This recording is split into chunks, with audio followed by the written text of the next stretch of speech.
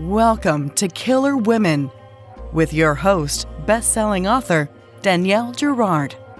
The Killer Women vodcast is pleased to be a part of the Authors on the Air Global Radio Network. To learn more about Danielle and her books, visit her at www.daniellegirard.com, and to access all of our vodcasts, go to youtube.com/Authors on the Air. And now, Danielle's next Killer Woman.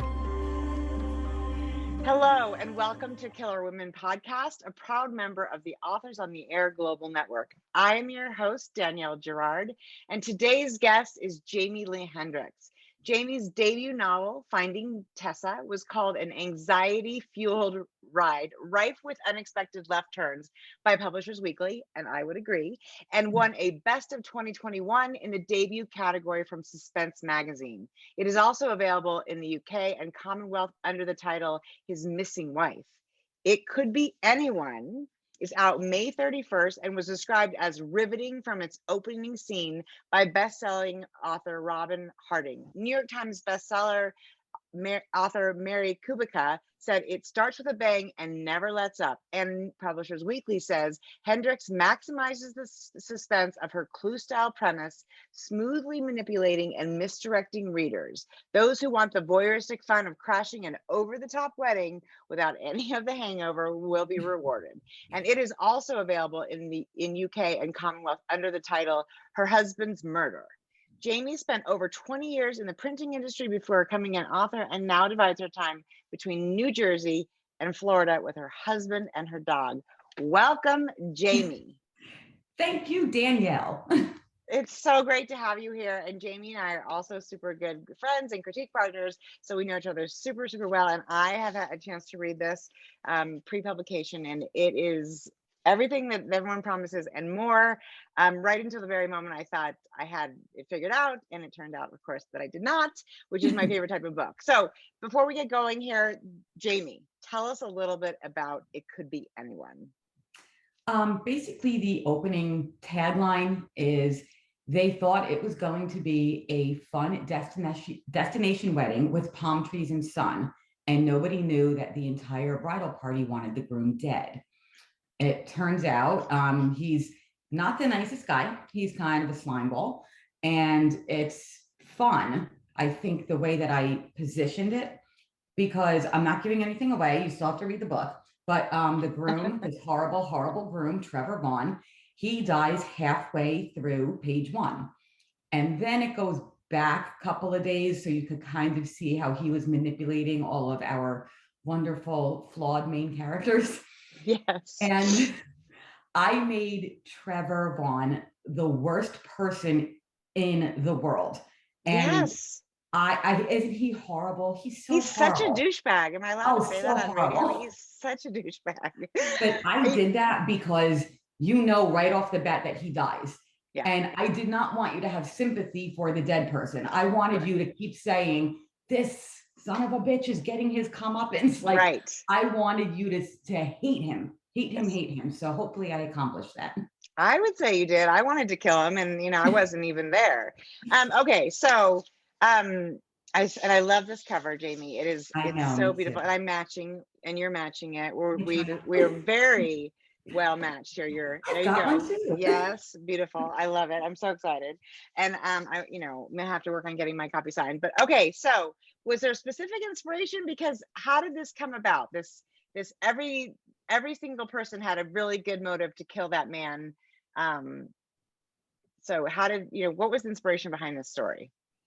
Well, this book is actually the one that got my agent. So the Finding TESSA was my second book, which came out first, and then this was my first book that came out second. So publishing is weird, and that's just the way it is. But I just wanted to write something. I wrote It Could Be Anyone in 6 weeks. I just sped through it because it was so much fun to write, because it was delicious and twisty. But I don't plot, as you know, Danielle. Yeah. I am a complete pantser. So the inspiration was just like, I'm going to kill somebody right off the bat, and then I'll figure out why later.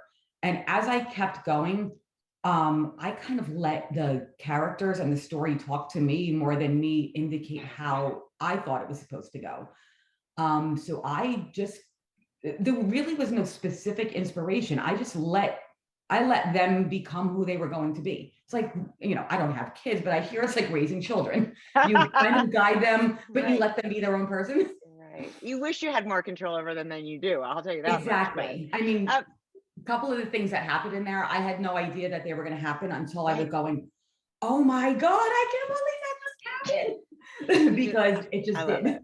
And 6 weeks, I mean, that is, I know you are notoriously, amongst at least our friend group, a very fast writer, but 6 weeks was a fever dream. I mean, you just came That's out. the fastest I've ever done anything. Because it was just fun. I constantly wanted to find out what was going to happen next, because even I didn't know, which was kind of cool.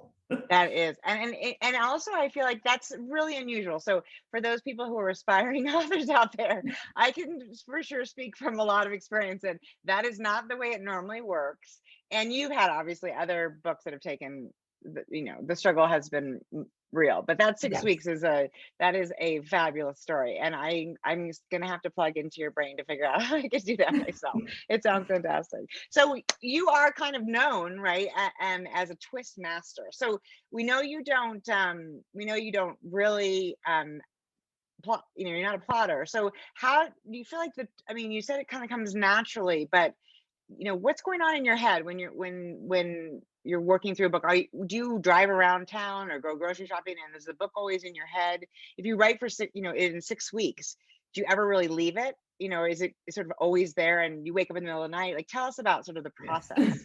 The waking up in the middle of the night is definitely real. I know when I'm actively writing a manuscript, it really never leaves me, even when I'm, cooking dinner or, walking my dog. It just, I'm always thinking about something. And I'm sure, Danielle, authors have shower thoughts where, you're washing your hair and then it's just like, boom, that's what's going to happen. I have that more than anything. I figured out, well, not in this one, but in Finding Tessa, I changed my mind about who the ultimate bad person was going to be like 3 times. But I figured out the last one in the shower. I was like, oh, it's going to be this way, and this is how it's going to be. And it just comes to me in these random things. And with it could be anyone. As you read it, but the way it plays out toward the end, I did not know who the killer was until I wrote that last page. That is so interesting. No idea what was going on, who it was going to be. The things that they were doing was just out of control. But I make it kind of manifest as I'm doing it, which for it works for me. I know that doesn't work with most authors, and it doesn't always work with me either. That's just how I like to kind of manifest it. But also, as you know, aside from the one I'm working on now, I also wrote 3 manuscripts before that I trashed at 20,000 words because nothing was manifesting. Right. So that is interesting, actually, and that's probably a really worthwhile thing to talk about. But back up just a second, because I think there is something, and I have this. I don't usually have it in the shower, but I do sometimes have it like folding laundry. It's those things you're doing where you're working. You're doing something that is using your body, but not your brain, right? And all of a sudden your brain gets to go down this path and find an answer to something. And I think this is why, there's this part of being an author where you want to sit at the computer and just like pound it out. But there is something really important to sort of, whether it's staring out the window, which, I can't do very successfully because I always feel like I need to be moving, but, taking walks or folding laundry or washing your hair, where those things happen, and that's kind of a magical time. And you have to tell yourself, if you're at the computer and it's not working, it's time to go and do something else. And that's something I need to do better with, because if something's not working, sometimes I force it. But then when I go reread it, I can tell it's forced. So me, that is such you can tell, your own writing. You can tell when something is just not flowing. Yeah, you know. I'm maybe not as smart as you are, because I feel like I go a lot further down the road of it not working before I'm like, this maybe isn't working. So, okay, go Oh, back to too hard on yourself. I love your writing. oh, you're so sweet. Well, I appreciate that. So this idea that you wrote you had these 20 sort of these little pieces, that's interesting too. So part of your sort of really your ability to write really quickly is that you started things and then been like, so what's the, what has happened with those books that were like, this isn't working? I may eventually go back to them because I do like the twists that I have in my head for each one. The problem that I ended up having, where I was struggling and I started noticing that the writing was just flat, because I knew I was just being like, oh my God, just get something out there. And that Right. it wasn't working. And a part of me, because I'm such a pantser, as I said, as I go, the inspiration hits me and manifests as I'm going. But when it didn't, I was like, where is this story going? What Right. is going on here? What is the motivation? Why is this character doing any of this stuff? Right. And it never made sense. So I was like, okay. And after 20,000 words, that's like a quarter of a book. Yeah. To trash it and then say, okay, I have to think of something else now. And I did that 3 times Right. That's painful. my That's current painful. one. Right. So I'm on my current one now. I'm right about 25, and I You actually broke know it. where it's You going. broke that. Yeah, you broke the Yes, I 20,000. finally, I haven't finished anything since, God, the last time I wrote the end was July 22nd last year. So I haven't Which is finished a actually novel in, not that, I mean, you're so funny. It's not that long. I mean, it is, I guess, no, but but it feels like a considering I long like time. to, like, I usually write fast, I could bang one out in like normally like 3 to 4 months is when I Right. could just do one and get it done. But I have not been able to get anything done. And that's been bothering me. But Well, I'm flowing with this you're newer getting one. there. Well, let's talk also a little bit about the publishing your experience. Like you said, Finding Tessa was actually the second book you wrote, and it could be anyone. It was the first book you wrote, and then you published them in a reverse order, which actually I did too. It's sort of a funny. I mean, it's just it's a weird, like you said, it's a very strange world. But there is also a lot of pressure, right? Once you've had some success with a book, the sort of process of like, okay, now everybody knows my writing can be this, and you have to sort of like take it to the next level, and that can be really daunting, right? Yes. Yes. Um, and especially because they're both so different. Like Finding Tessa is more of a psychological thriller Right. suspense, like get in your head and figure out what's Right. driving these characters. Right. And it could be anyone. It's just faster pace and more of just a fun time popcorn thriller, read it at the Right. pool, read it at the beach. And it's just one of those fun, like, oh, like characters behaving badly type thing. Yes. Nicely So put. they Totally. are very different. So, some people who loved Finding Tessa might not like this one, and They vice will. versa. It's your People who didn't it's like yours. Finding Tessa this might be more up their alley. So, Well, I think they'll like it. But the other thing about that is interesting is because there are people who write one novel and then they sort of recreate a similar story, and you're like, your books are a little all over. I mean, not in a good way, right? What we read in Finding Tessa is not going to be the kind of story zero. that we get from this. And like you said, it is a popcorn thriller. It's a closed room. Really, right? It's a Yeah. closed room. As somebody put, one of the reviews talks about it as a Clue style novel, which it is, because there's only a limited number of suspects Yes. that we see, and and of course, as we learn quickly, the guy is such a jerk that every one of them, Yes. and in Bad fact, news. there are several people who maybe attempt to kill him. So anyway, I won't, not to ruin anything. It's a for sure seat of your pants. And I like the fact that it's really different from Finding Tessa. I think people will really appreciate that. So that is super exciting. So so tell us, how many books have you buried in the backyard? I feel like everybody has books that they didn't finish. How long have you been writing and trying to for your first deal? Because I know this is all really new to you. Finding Tessa came out Last year. 2021. Yeah. Yeah, so you're not a debut author, but you're your debut was recently. So tell us. Well, I started, writing in like 2013, 2014. That's when I wrote my first manuscript, which of course, I thought it was great. And you will attest, and any other author listening to this will know, and any newbie writer listening, I'm telling you, your first is just not as good as you think it is. So true. But I thought it was great. My friends thought it was great. My mom loved it. And I was like, oh my God. And everyone's like, it's so great. It's going to get published immediately. It's going to be a movie. And it's just puffed up my head, because then I just didn't realize how bad it actually was, because everybody was telling me how good it was. Right. So I just was trying to get an agent with that one. And I figure, oh, they're going to be fighting over this. Like, I'm going to be fielding offers left and right. Yeah, it was a dumpster fire. I knew how to tell a story. I just did not know how to write. Yeah. So there, I started learning much more how to write. I ended up taking classes at the community college for creative writing.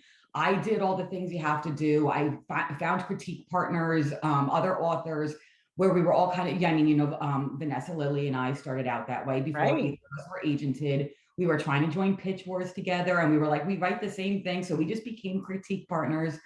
And you kind of have to, I don't know, either start with somebody who's in the same spot and at the same time kind of hope they make it before you, because thankfully Vanessa did make it. She got an agent before me. She got a book deal before me. So I liked that, because then I just got to have more of her expertise, because she was a step ahead of me, and that was so helpful for me, because I'm going to take her advice more than Joe Schmo critique partner, because it's like, okay, thanks. Like, what do you know? You're here in the same spot as me. We neither of us know anything. Right. So I started doing the right things. And then I remember it was the day that you and I met, Danielle. It was Thriller Fest 2019. Yeah, the last one we've had until next week. I know, I can't wait. But it was Thriller Fest 2019. But as a aspiring author, wanted to network with a bunch of other authors, and wanted to see what was going on, and try to build my network. I did meet this lovely lady, Danielle. Oh, I know. That was super fun in the bar. I remember telling everybody, like, I'm looking at my phone, and we were all at the bar, we're having fun. And I look at my phone, and that's when I got my agent, Ann Tibbetts. I got an email from her saying that she wanted to read the full manuscript. And that was this. So I got so excited. I was like, oh, yay, she wants to read a full. But, you also get that from a lot of people when you're querying, and it doesn't always pan out the way you want it to.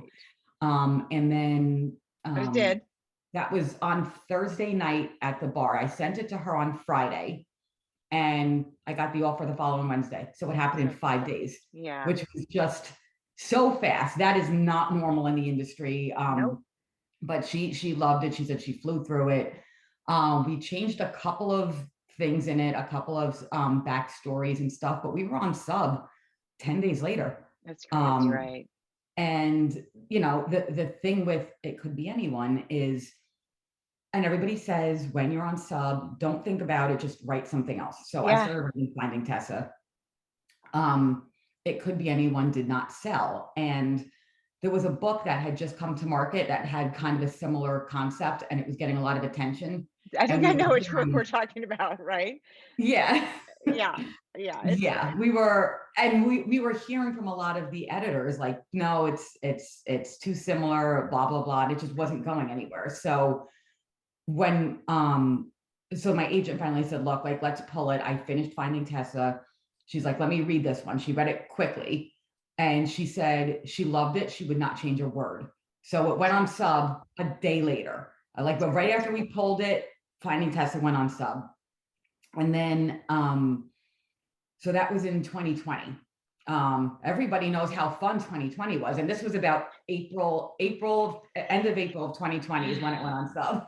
So everybody remembers how much fun we had the best time in 2020. Right. So we started getting a lot of really good, a lot of feedback from a lot of the big houses, but they all started saying the same thing, which was that they didn't like the ending. And I always say this in my things.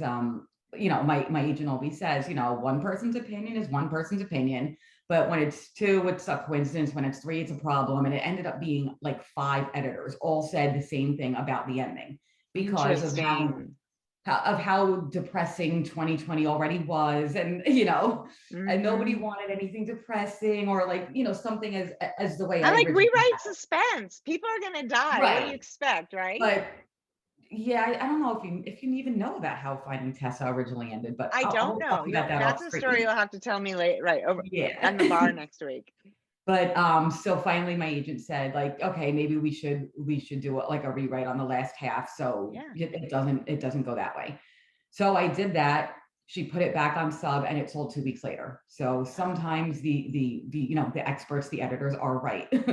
So well, and it's that's actually, I think, a really also unusual situation, because I have found when I've been on sub that one editor will have a problem with one thing and another editor has a problem. You know what I mean? So nobody's it's not like some sort of consensus about, oh, here's the issue, which is actually an incredible gift. If you had 5 people tell you the same thing, 5 people who are, experts in the industry, of course, we'd all be like, okay, well, we'll change it. But that is rare. I feel like that's rare too. So you've had some very unusual.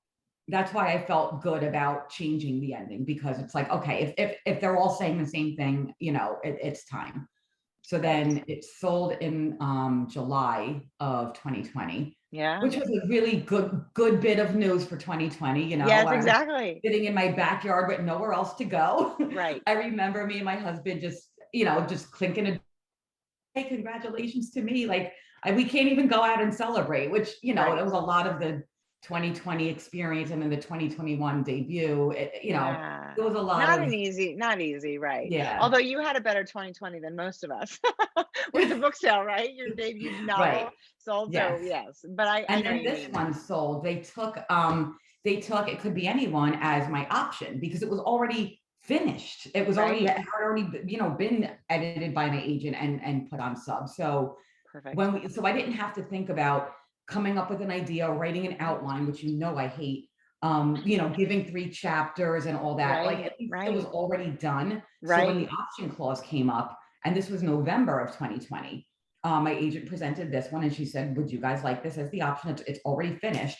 So then they signed that one in November of 2020. So I did get 2 book deals in 2020, which was, and that really also kind of prevented the whole, like, this is probably why this new book has so much pressure on it, right? Because a lot of times it's the second book that you're going to publish that feels really stressful, right? Because you set up this expectation, but for you, the second book actually was already done. So now you probably have a little bit of internal, pressure going on the third book. There was actually more to change in It Could Be Anyone with my editor, because, and I feel that way a lot about a debut versus a book too. Right. When it's a debut, the editor reads the book and says, I love this book. Right. And they buy that book and they buy it because they love it. Exactly. And I almost feel like almost every editor is probably presented with a book too that they did not read, they did not buy. Right. This is the one I'm stuck with. So now I have to edit it the way that I want to edit it. That's fair. So, yeah, that's a good point. She got stuck with this one, but she did a great job. I'm really happy. I think with so too. We had Roger wasn't even in the original one, so we had to add an entire character, and what happened there, and it was just, that was great too. Unexpected. Yeah, it totally worked. So I thought, one of the things that I love about It Could Be Anyone is that the sort of lesson of the book is that every person, no matter how nice they are, has sort of an ugly secret that they're hiding. And I was wondering, so what do you think, Jamie? Is that true? Do we all have a really, ugly secret? If I tell you, then I'd have to kill you. No, I think everybody hides stuff. I don't think people are hiding the level of stuff that I have in there because, it's a thriller and you have to shock people. But I think people hide things, or maybe it's not secrets. I just think there are things that people keep to themselves that they just don't want anybody to know. And but I mean, I don't have anything that would like ruin my life or put me in jail or cause a divorce. Like, I don't have anything like that. But these people do. Yeah, but The people in your books definitely do. Some people actually did hide the body somewhere, we just don't know. You're having tea with them across the street. We don't know. We don't know what's under that garden for real. I mean, that's right. And some of the most innocent looking folks I find probably are the ones hiding the darkest secrets, right? Her. Yes, that is true. So, since you're a relatively new author, I was wondering if you would share something that you've learned since publishing that you wish you knew earlier for people who are trying to get to where you are. What advice would you give to them? One, your first book is not as good as you think it is. So keep going. Keep going. Yeah. Keep going. Always keep going. Learn. This is one thing that I wish I knew more of in the beginning. Publishing is a business, full stop. So you can have as much passion, and you should have passion. Otherwise, what are we doing this for? But it's a business, and we're products. Our books are products. The authors are products. I wish I knew more about that in the beginning. Is as much excitement as everybody has. It's like once you're out, like once the book's out, everything it's like, okay, they're done with you. They're on to the next book and their next debut author and their next marketing campaign. Right. And it's like an assembly line. Yeah, we're like widgets. We're basically widgets. And it's getting the same thing again. And I know, like in 2 weeks, it's going to be like, okay, Jamie, thank you very much. We'll see you in 2023 when I didn't do it. When we start promoting, I didn't do it. And there's like, it's right. It's more of a business than I thought in the beginning. Right. Because it's hard, because for us, these aren't widgets. They're little pieces of our soul that we throw out into the world. They're a bit like children, right? And you just, and when someone insults them, which, I encourage people, if they hate a book, to just walk away rather than tell the world. It's very hard for me to do not finish a book. And because I feel like I bought it because I love physical books, as you can see with everything. Yeah, I love your bookshelves. Yeah. Yeah. I like physical books, and they're not the cheapest thing in the world, but I'm like, if I'm going to spend $25-$30 on a book, I want to read it. And if I don't like it, I'll give it to a little free library or and just because I don't like it doesn't mean it's bad. It just means I don't like it. Exactly. And that's the other thing about that makes this business so hard. It's so subjective. I mean, what is a bestseller, what everyone is raving about, can be a book that I'm like, what? I don't even get it. And so and I think, again, it's just, plea to the audience. If you hate it, walk away. Walk away. That's why I don't read reviews on books until after I'm done with it, because I want to see if somebody had the same opinion as I did. But I wouldn't read somebody's opinion. And that's what I don't understand about Goodreads. Somebody will go on there and be like, oh, this stranger didn't like that book, so I'm never reading it. And I'm like, right. I would never read or not read a book based on a bunch of strangers saying. Right. But people really depend on reviews, which is why another plea to the audience: if you love a book, leave a good review, because it is word of mouth and reviews. Those are what's so important. So, so that's good to know. So you can't quit, and you have to accept the fact that your first try is likely not going to be the one that gets you, the ticket to publication necessarily. And it happens to some people, and then you hear, there's always exceptions to every rule, is the other thing, right? Of course. Yes, and then you just mentioned the title of the upcoming book, I Didn't Do It. Yes. Which I haven't heard that much about. So, No, because it's that's the one. It comes out spring, summer 2023, next year. Yes. Danielle, the premise of this. That's the one, the murder at Thriller Fest. Oh my God, StabbyCon. Yeah, StabbyCon. Yes, StabbyCon. I was the nickname that you gave it, StabbyCon.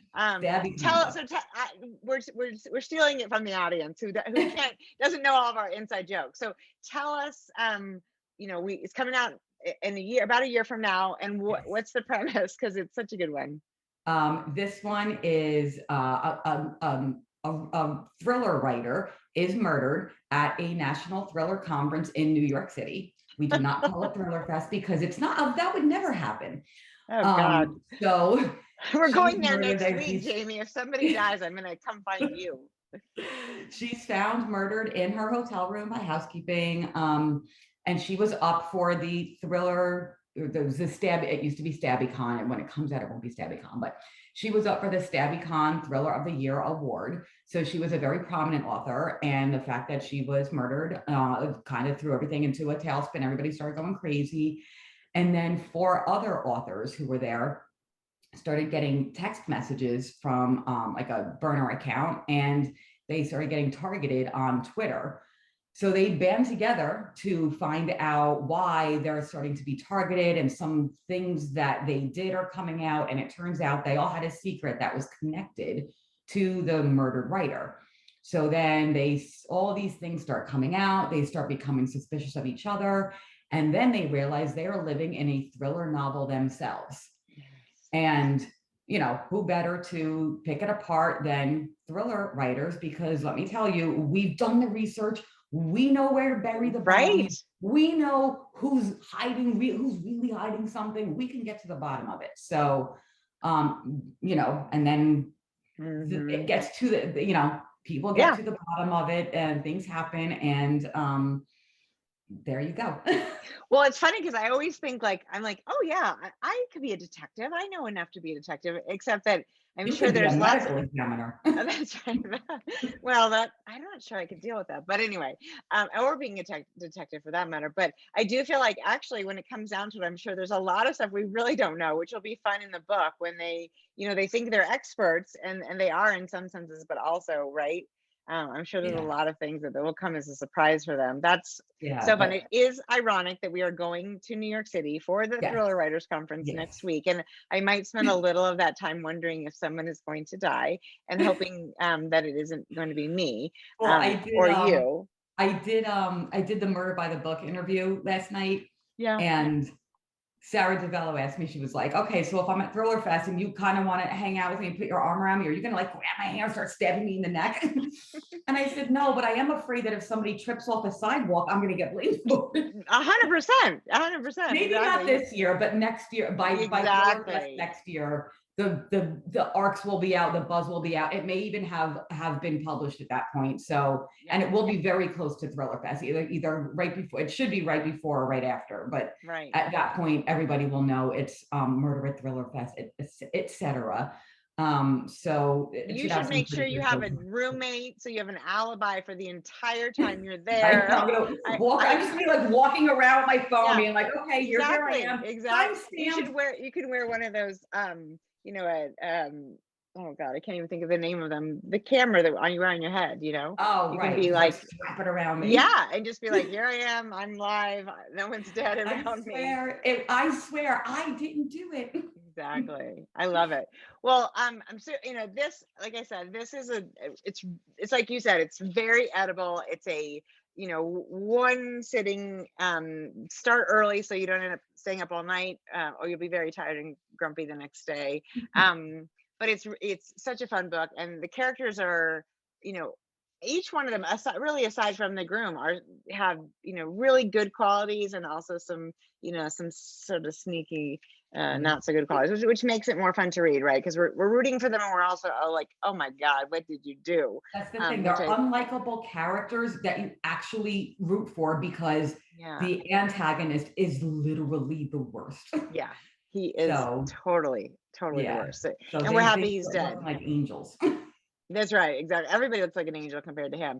So, Jamie, tell us where, when people, obviously, but this book will be found everywhere, in any independent bookstores and online and everywhere. But where can people follow you?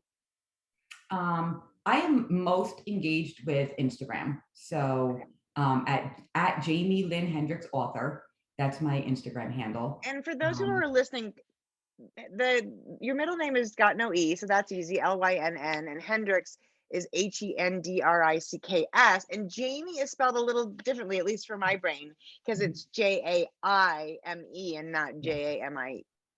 Did I do that right? Anyway, so and you can find obviously all the information about that in your podcast the information in the podcast, or if you're on Facebook or YouTube, it'll be right there in front of you as well. So Instagram, Jaime Lynn Hendricks, author. And Jaime then Lynn, not Jamie Lee. what did I just say? Jaime You Lee? said Who Jamie is Lee. that? Yeah. Jamie So Lee take it Curtis. back. Jaime Thank you. Lynn. Is there a Jaime Lee that we know? Or did I just Jamie Lee Curtis, the screen Oh queen. yeah, maybe that's what I did, but that's all spelled wrong too. So Yeah. take it back. Jaime Lynn Hendricks. Yes. And also you're on Facebook? Yes. My author page is Jaime Lynn Hendricks -author. Okay. And on Twitter, I am at author JLH. Okay. And then your website. I don't have a website. Oh. I do not have a website. I am, if somebody wants to contact me, feel free. And you could also email me at authorjlh@gmail.com. Awesome. So, awesome. Well, you're very active on Instagram, and that's a great place to find you. Plus, that's more interesting than a website anyway, in my very humble opinion. So it's just, well, who wants to see a picture of the book? There it is. There, I know. There it Exactly. is. All I was going to say is press here to email. Go to authorjlh@gmail.com. I mean, I know exactly. It's just one more thing to take care of. Well, exactly. listen, Jaime, it was so fun to talk about.